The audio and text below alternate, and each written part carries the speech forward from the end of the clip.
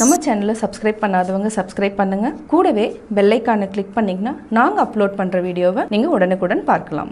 Hello friends, welcome to pebbles. நான் உங்கள் கோபி சுதா. நம்ம இன்றைக்கி செய்ய போகிறது வேர்க்கடலை பேடா. இது வந்து எளிமையாக பண்ணலாம். அதாவது வேர்க்கடலை, பச்சை வேர்க்கடலையாக இருந்துச்சுன்னா நல்லா வறுத்துட்டு தோல் எடுத்துட்டு இது கூட மில்க் பவுடர் ஆட் பண்ணி செய்ய போகிறோம். வாங்க எப்படி செய்கிறதுன்னு பார்க்கலாம். வேர்க்கடலை பேடாவுக்கு தேவையான பொருட்கள் நம்ம 2 கப், அதாவது இந்த கப்பில் 2 கப் வேர்க்கடலை எடுத்துருக்கிறோம். 1 கப் அளவுக்கு நம்ம சர்க்கரை எடுத்துக்கலாம்.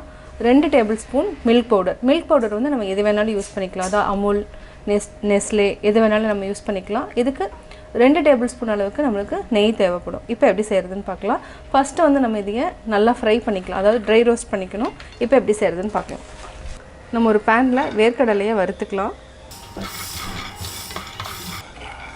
சிம்மில் வச்சுட்டு நல்லா வறுக்கணும். நல்லா வறுத்தாச்சு. பார்த்திங்கன்னா நல்லா வெடிக்க ஆரம்பிச்சிடும். நல்லா வறுபட்டாச்சு. இப்போ பார்த்திங்கன்னா தோல் எல்லாமே வெளியில் வர ஆரம்பிக்குது. இப்போ நம்ம ஆஃப் பண்ணிவிட்டு ஆற வச்சுட்டு தோலை வந்து நம்ம எடுத்துடணும். இந்த சூட்டுக்கே வந்து இந்த பேனோட சூட்டுக்கே அப்படியே வந்து வறுபட ஆரம்பிக்கும். இன்னுமே நல்லா ஃப்ரை ஆகிடும்.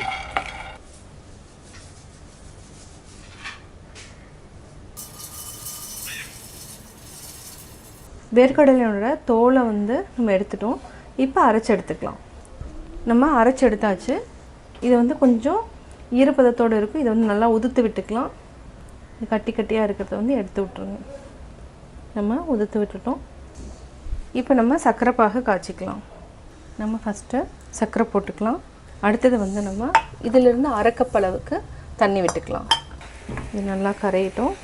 இது வந்து கம்பி பதத்துக்கு நம்ம முன்னாடியே வந்து அதாவது அரைச்சி வச்சுருக்கிற வேர்க்கடலையை ஆட் பண்ணிக்கணும். நல்லா மிக்ஸ் பண்ணிக்கலாம். இப்போ பார்த்திங்கன்னா 1 கம்பி பதம் அளவுக்கு வந்துருச்சு. நல்லா நுர வர ஆரம்பிக்குது. இந்த கம்பி பதம் கரெக்டு. இப்போ நம்ம வேர்க்கடலை பொடியை ஆட் பண்ணிக்கலாம். நம்ம ஆல்ரெடி மில்க் பவுடரும் வச்சுருக்கோம். இதையும் ஆட் பண்ணிக்கலாம். ரொம்ப ஆட் பண்ணக்கூடாது. இது வந்து 2 டேபிள் ஸ்பூன் அளவுக்கு ஆட் பண்ணால் தான் அந்த டேஸ்ட் வந்து நல்லாயிருக்கும். நல்லா மிக்ஸ் பண்ணி விடுங்க.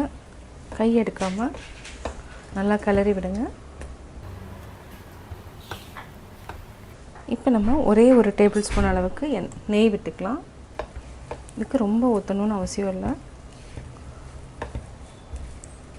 நல்லா சுருண்டு வர ஆரம்பிச்சிருச்சு. இது அப்படியே நல்லா பார்த்திங்கன்னா இந்த மைசூர் பானோட இது வந்து தெரியும், அதாவது பொங்கி வர மாதிரி இருக்கும். இது கரெக்டான பதம். இப்போ நம்ம ஆஃப் பண்ணிக்கலாம். நம்ம ஒரு பவுலில் பட்டர் பேப்பர் வச்சுக்கலாம். கொஞ்சமாக கீ அப்ளை பண்ணிக்கலாம்.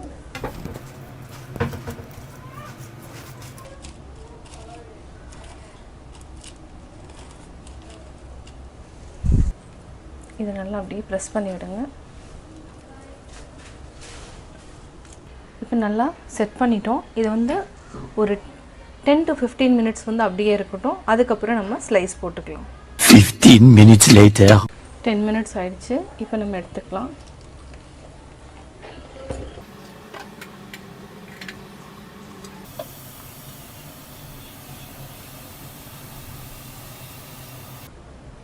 சுவையான வேர்க்கடலை பேடா ரெடி. வேர்க்கடலை பேடா எப்படி செஞ்சுங்கிறத பார்த்தீங்க. நீங்களும் வீட்டில் ட்ரை பண்ணி பாருங்கள். உங்களுடைய கமெண்ட்ஸ் எனக்கு சொல்லுங்கள். லைக் பண்ணுங்கள். மறக்காமல் சப்ஸ்கிரைப் பண்ணுங்கள்.